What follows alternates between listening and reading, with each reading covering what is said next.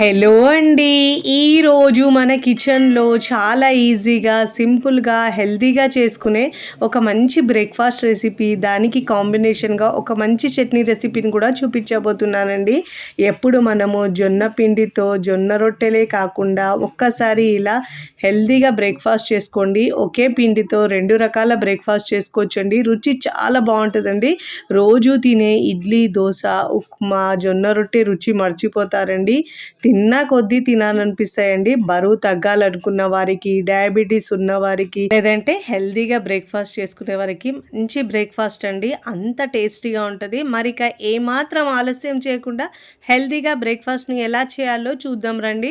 ముందుగా ఇక్కడ నేను ఒక గిన్నె తీసుకొని దాంట్లో 2 కప్పుల జొన్నలు తీసుకున్నానండి. మీరు పచ్చ జొన్నలైనా తీసుకోవచ్చు. నేనైతే ఇక్కడ తెల్ల జొన్నలు తీసుకుంటున్నానండి. అదే కప్పుతో ఒక కప్పు మినపగుళ్ళు లేదంటే బద్ద మినపప్పైనా వేసుకోవచ్చండి. మీరు కప్పు, గ్లాసు దేనితోనైనా కొలతలు తీసుకోవచ్చు. ఇప్పుడు దీంట్లో హాఫ్ టీ స్పూన్ దాకా మెంతులు వేసుకోవాలండి. ఇప్పుడు శుభ్రంగా ఒక 2, 3 సార్లు బాగా వాష్ చేసుకోవాలి. వాష్ చేసుకున్న తర్వాత ఆ వాటర్ తీసేసి మళ్ళీ దాంట్లో తిరిగి వాటర్ పోసుకొని మనం ఒక 4 గంటల నుంచి 5 గంటల పాటు నానబెట్టుకోవాలండి. నేను ఒక 4 గంటల తర్వాత చూపిస్తున్నాను చూడండి. జొన్నలు ఇంకా పప్పు కూడా చక్కగా నానిందండి.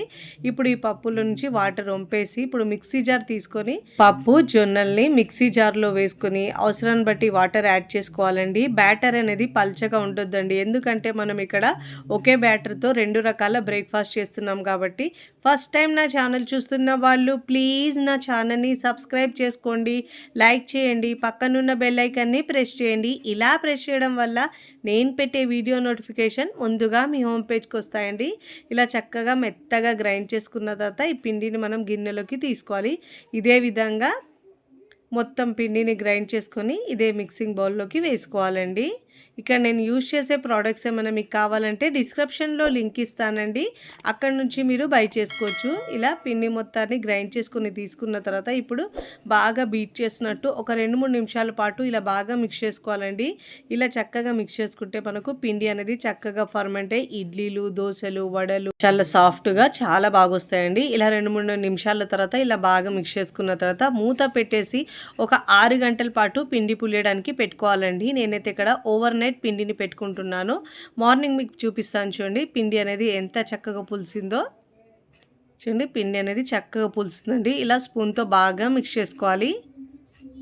ఇలా పిండిని బాగా మిక్స్ చేసుకోవాలి. చూడండి వీడియోలో చూపించిన విధంగా ఇలా గట్టిగా ఉండాలి. అప్పుడే మనకు చక్కగా వస్తాయండి ఇడ్లీలు కూడా.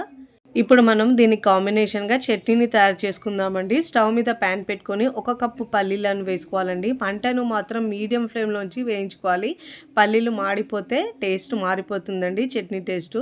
ఇలా మీడియం ఫ్లేమ్లో ఉంచి చక్కగా వేయించుకోవాలండి. ఇప్పుడు ప్లేట్లోకి తీసుకోవాలి. ఇదే ప్యాన్లో ఒక హాఫ్ టీ స్పూన్ దాకా ఆయిల్ వేసుకోవాలి. ఆయిల్ వేసుకున్న తర్వాత మీ కారాన్ని బట్టి పచ్చిమిరపకాయలు యాడ్ చేసుకోండి. నేనైతే ఇక్కడ ఒక 4-5 దాకా వేసుకుంటున్నానండి. ఇలా పచ్చిమిరపకాయలు వేసుకొని మంటను మీడియం ఫ్లేమ్లో ఉంచుకొని చక్కగా వేయించుకోవాలి. ఇలా పైన తెల్ల తెల్ల స్పాట్స్ వచ్చే వరకు వేయించుకోవాలండి. ఇప్పుడు ఇలా చక్కగా వేయించుకొని ముందుగా మనం వేయించుకున్న పల్లి ప్లేట్ ఉంది కదండి, అదే ప్లేట్లోకి వేసుకోవాలి. చాలా టేస్టీగా ఉంటుందండి ఈ చట్నీ అయితే. ఇప్పుడు దీంట్లో ఒక 2 టేబుల్ స్పూన్ దాకా ఎండు కొబ్బరిని ఇలా తురిమి వేసుకోవాలండి. చిన్న ముక్కలుగా కట్ చేసుకొని వేసుకోవాలి, లేదంటే తురిమి అయినా వేసుకోవచ్చు. ఎక్కువ తురిమి వేసుకోవడం వల్ల మనకు మాడిపోతుందని నేను ఇలా ముక్కలుగా కట్ చేసుకున్నాను. ఇప్పుడు ఇలా పూర్తిగా చల్లారించుకోవాలి. స్టవ్ ఆఫ్ చేసుకొని ఇప్పుడు మిక్సీ జార్ తీసుకొని ఈ పప్పుల్ని, పచ్చిమిరపకాయని, ఎండు కొబ్బరిని వేసుకోవాలండి. ఇప్పుడు దీంట్లో ఒక 4-5 దాకా కరివేపాకు ఆకులు వేసుకోవాలి. ఇప్పుడు దీంట్లో కొద్దిగా వాటర్ని యాడ్ చేసుకొని గ్రైండ్ చేసుకోవాలండి. ఈ చట్నీని మనం మరీ పల్చగా కాకుండా మరీ గట్టిగా కాకుండా మీడియంగా ఉంచుకోవాలి. అప్పుడే టేస్ట్ అనేది చాలా బాగా వస్తుందండి. ఇలా గ్రైండ్ చేసి ఈ చట్నీని ఒక బౌల్లోకి తీసుకోవాలండి. ఇదే మిక్సీ జార్ కడిగి ఒక పావు కప్పు దాకా వాటర్ వేసుకొని మిక్స్ చేసుకోవాలి. టేస్ట్ అయితే సూపర్గా ఉంటుందండి. ఏ టిఫిన్లోకైనా సూపర్గా ఉంటుంది ఈ చట్నీ అయితే.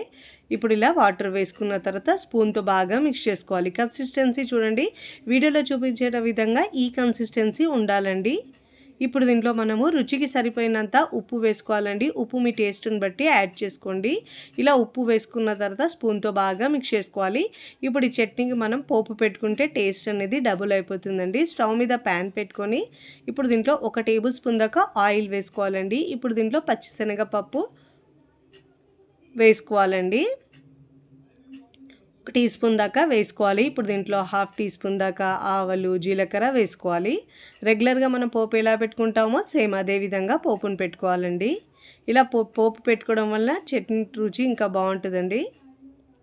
ఇప్పుడు ఇలా వేసుకున్న తర్వాత మంటను లో టు మీడియంలో ఉంచి వేయించుకోవాలండి, లేదంటే పప్పులు మాడిపోతాయి. ఇప్పుడు దీంట్లో ఎండుమిరపకాయని ఇలా తుంచి వేసుకోవాలి, స్పూన్తో బాగా మిక్స్ చేసుకోవాలి. ఇప్పుడు దీంట్లో కరివేపాకు ఆకులు వేసుకోవాలండి, ఒక 8-9 దాకా వేసుకొని స్పూన్తో బాగా మిక్స్ చేసుకున్న తర్వాత చక్కగా వేగిన తర్వాత స్టవ్ ఆఫ్ చేసుకొని ఈ పోపును మనం ముందుగా రెడీ చేసుకున్న చట్నీలో వేసుకోవాలి. వేసుకొని ఒకసారి బాగా మిక్స్ చేసుకోవాలి. ఏ టిఫిన్లోకైనా సూపర్గా ఉంటుందండి. ఇడ్లీ, దోశ, వడ, పూరి దేంట్లో కూడా బాగుంటుంది.